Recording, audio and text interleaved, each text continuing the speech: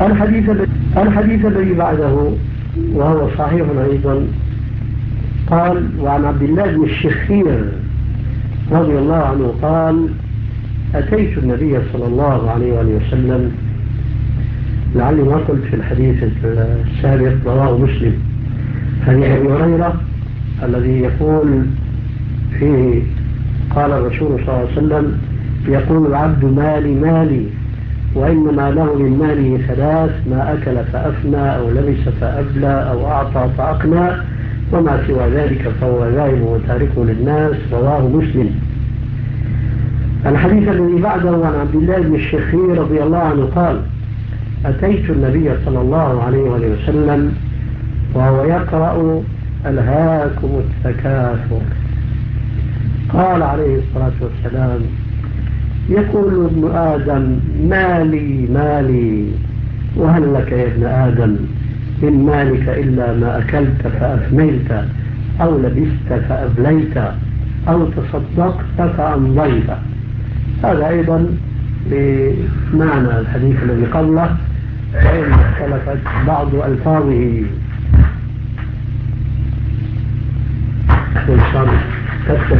وين في عندك صارت الفاظ يمكن شوف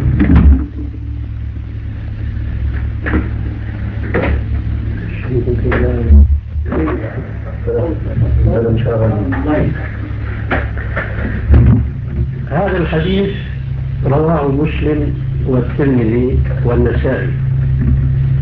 قال: وتقدمت أحاديث من هذا النوع في الصدقة وفي الإنفاق. الحديث في ألفاظه واضح المعنى، إلا أنه قد يشكى البعض قوله في آخره: أو تصدقت فأمضيت. لو اقتصر على قوله تصدقت ربما يبدو لبعض الناس أنه المعنى تم ووضح، فلماذا قال عطفا على قوله أو تصدقت فأمضيت؟ ذلك ليلفت النظر عليه الصلاة والسلام أنه لا يكفي أن يتصدق بأن يوصي مثلا ويقول أنه أعطوا فلان الفقير كذا، والمسجد فلان كذا، والمسجد فلان كذا، وصية.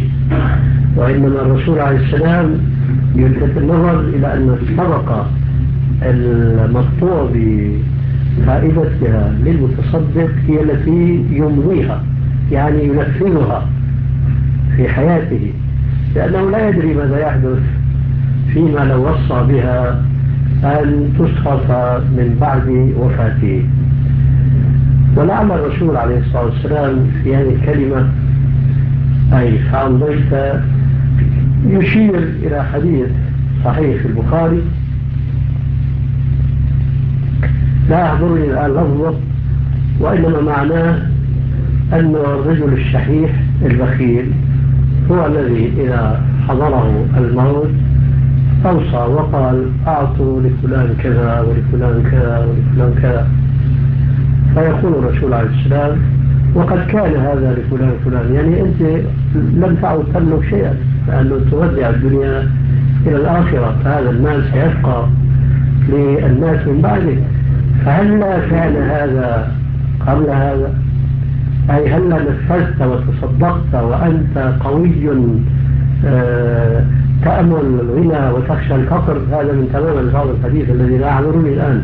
فإذا أو تصدقت فأمضيت يعني أن تنفذ الصدقة أنت في حالة حياتك وقدرتك وحالة كونك قويا شابا تأمل الغنى وتطمع فيه وتخشى من الفقر، كما هو طبيعة الناس اليوم. يقول لك خبي درهمك الأبيض ليومك الأسود، يخبي ماله لشيخوخته.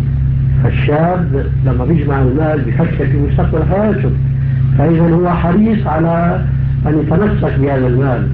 فالكريم هو الذي يجود بهذا المال حينما تتعلق نفسه به.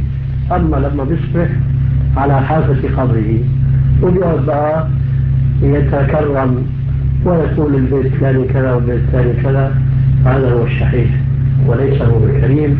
لأنه الكريم هو الذي يتصدق حالة تعلقه بالحياة وحالة حبه للمال حبا جما.